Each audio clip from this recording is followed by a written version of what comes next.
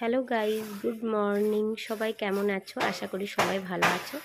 আজ আমার অনেক দিনের স্বপ্ন পূরণ হয়েছে, সেটা হচ্ছে পার্লারের রুম। তো পার্লারের রুম বানাচ্ছি ছোট্ট করে একটা। তো তোমরা দেখতেই পাচ্ছ মোটামুটি অনেকটা ফিনিশিং হয়ে গেছে, সেটা হচ্ছে ঢালাই পর্যন্ত হয়েই গেছে।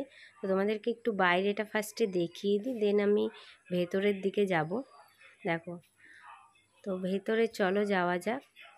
এখানে দেখো পুরোটাই রাউন্ড করে ফার্স্টে তোমাদেরকে দেখিয়ে দিই। মোটামুটি 11x11 হচ্ছে।